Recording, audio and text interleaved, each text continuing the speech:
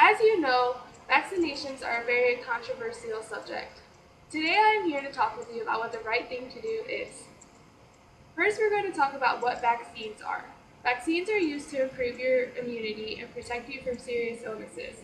They stimulate the production of antibodies so you are protected from one to several diseases. Next, we're going to talk about the different kinds. There's a live vaccine which uses a weakened form of the virus or bacteria. Examples would be the MMR or chickenpox vaccine.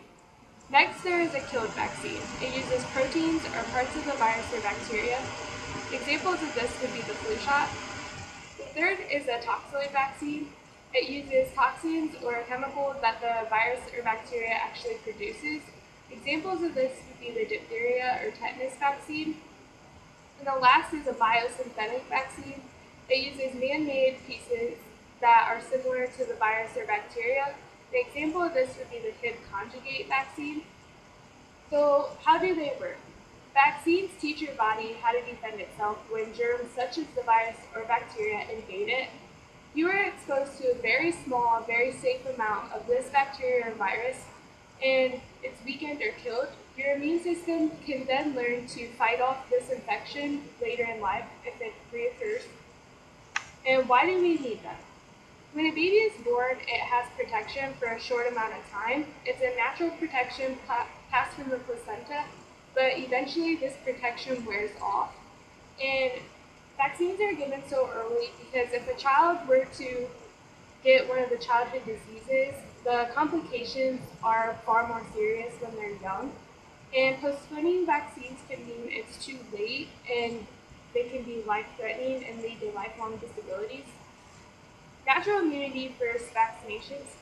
A natural infection is far more complete immunity than a series of vaccinations, but there is a price to pay for that. Like a natural chickenpox infection could lead to pneumonia, a natural polio infection could lead to permanent paralysis, a natural mumps infection could lead to deafness, and a natural Hib infection could lead to permanent brain damage. So vaccinations help prevent these diseases so you don't have these complications. And their safety, some people worry that these vaccines are not safe, but their benefits of the vaccines far outweigh the risk. And scientific studies have shown that vaccines and their components, such as the thimerosal, do not cause the ADHD or the autism.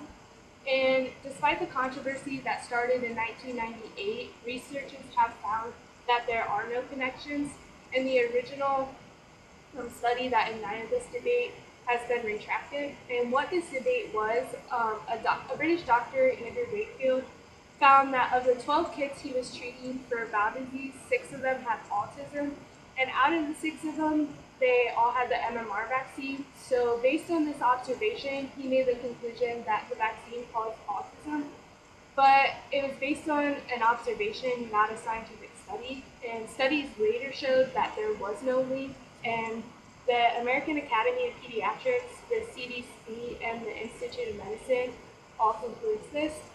And some diseases that once injured or killed children have been eliminated permanently due to vaccines. For example, polio used to be common in the United States, and now there are no cases.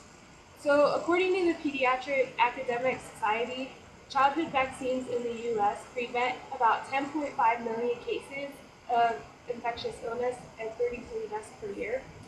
And every year, approximately 50,000 adults die from vaccine-preventable diseases. And who would want to risk these odds? I mean, as a parent, you're supposed to protect your children. So do the right thing and get them vaccinated today.